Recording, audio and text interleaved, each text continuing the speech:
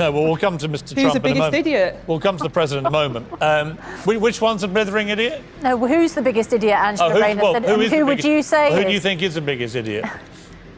I mean, it's tough competition, if I'm honest. It's really tough competition. I mean, we've got the highest death rates in Europe, and Donald Trump is killing, thousands of Americans by giving them duff advice, and his macho, I'm all right, look at me, I've survived COVID. He's an absolute buffoon. He has no place in the White House. He's an embarrassment, and he should be ashamed of himself, especially when thousands of Americans have died. COVID is a serious disease. It's a serious pandemic. People have died, loved ones have died, and he's an absolute disgrace. And so is Boris Johnson for not being able to even know his own rules. I think they're both idiots, and we deserve better than them.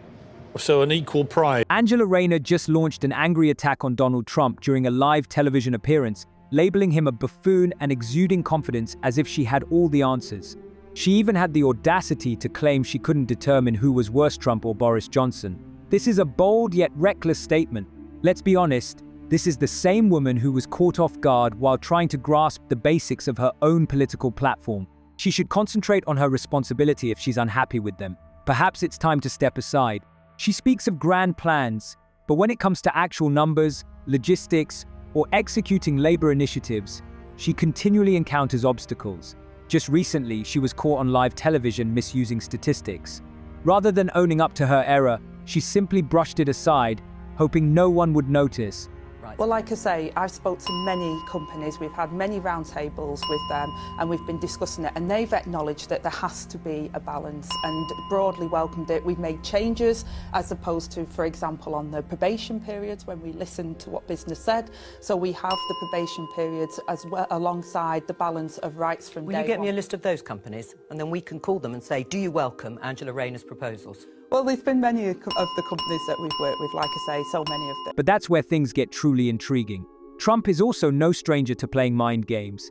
Instead of merely responding to the criticism, he actually complimented Keir Starmer, claiming that he had done a good job for the benefit of Great Britain. Was it sarcasm or a clever tactic to stir the pot? Regardless, the Labour Party appears incredibly awkward, especially as Rayner wanders around throwing punches that she seems unable to defend against. Angela Rayner speaks as if she has everything under control, but when it comes to real politics, the details simply don't add up. Take her ambitious promise of 1.5 million new homes. For instance, it sounds impressive, but here's the catch. A significant portion of these homes could end up going to illegal immigrants, which was a real shock. She didn't even seem to be aware of this until it was brought up. How can you advocate for a policy without understanding who it truly benefits? This is the crux of the issue. She throws out figures and makes bold claims, but when pressed for details, she starts to falter. This isn't just a one-time blunder, it's becoming a recurring theme. She takes the bait, retreats, and hopes no one will notice, but people are paying attention. Will the Deputy Prime Minister join me in applauding the brave Labour staff members who've travelled across the Atlantic to campaign against Donald Trump? What I say to the honourable gentleman is that people in their own time often go and campaign, and that's what we've seen. It happens in all political parties. People go and campaign and they do what they want to do in their own time with their own money. Melanie Ward. Let's address a reality that is desperately crying out for attention. The UK is currently engulfed in a severe housing crisis. Citizens are struggling to find affordable housing, and in this dire situation, the Labour Party is proposing a plan that prioritizes individuals who shouldn't even be in the country. While Angela Rayner wastes valuable time hurling insults at Trump, she should be focusing on fixing issues in her own backyard. Despite all the criticism he faces, Trump genuinely prioritizes the interests of Americans. His immigration policy has strengthened border controls, and his administration is actively combating illegal border crossings. In stark contrast, the Labour Party appears more concerned with providing housing for non-citizens than with assisting Britons who are facing real hardships. We spoke to many businesses. They've been working with us to get the Employment Rights Bill forward. Can you name a company, a few of them, that have welcomed these proposals? Well, we've worked with many of the companies. I've worked with so many of them on this. I've had many roundtables, as has the business secretary, and they've very much welcomed the work that we've been doing on making sure that people... You must be able to name a few, because I can name all the companies, the recruitment companies, Hayes, Manpower, Randstad. They've signed the letter saying this is the wrong approach. You're going to put jobs at risk. Which are the companies that have welcomed your employment? People have taken notice, and this isn't the first instance. She has made promises that she seems unaware of, such as a plan to construct 1.5 million new homes. It sounds appealing, right?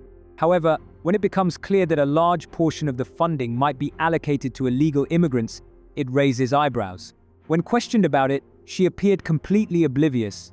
How can one be unaware of the specifics of their own policy? Meanwhile, she's directing criticism at Trump.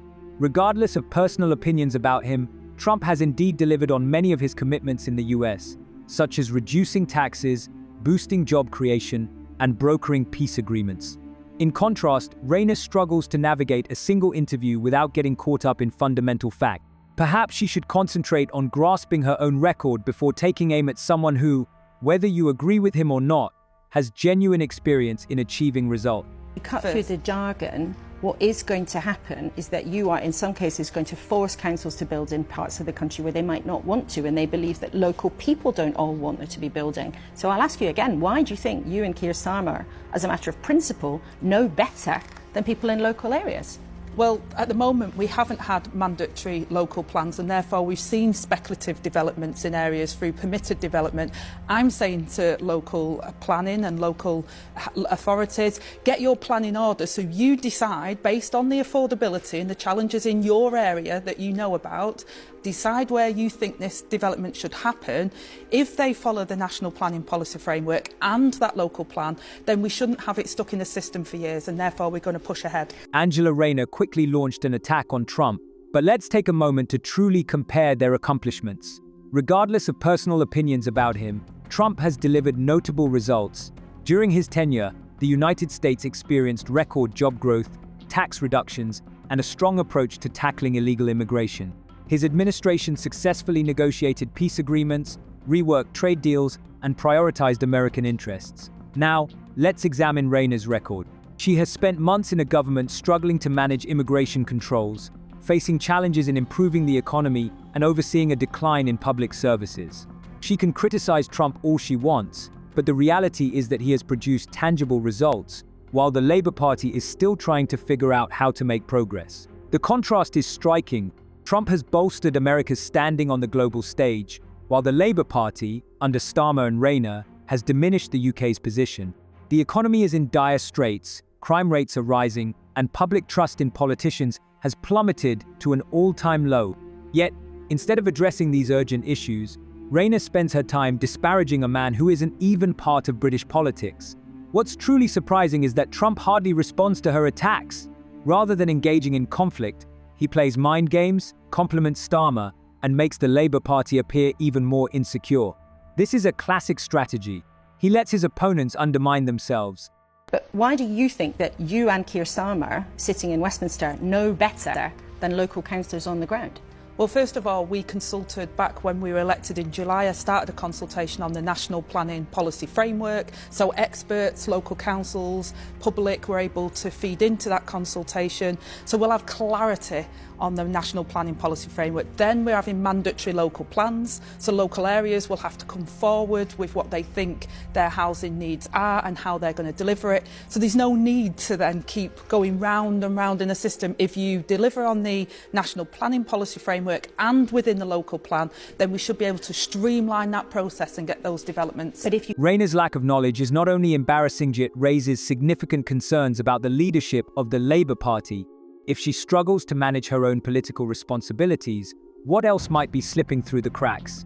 Under Keir Starmer's leadership, the issues facing Britain are only worsening. Crime rates are increasing, the economy is unstable, and now there's a housing plan that lacks coherence. It's not just that Rayner appears uninformed on screen. The real issue is the question of leadership or the complete absence of it. If this represents the Labour Party's vision for the future, it's no surprise that people are beginning to doubt their ability to tackle these challenges. Angela Rayner's housing plan isn't the only thing falling short. Time and again in interviews, she seems unprepared when asked how Labour intends to address Britain's problems. She speaks at length, but when it comes to specifics, there are simply no answers. See you next time.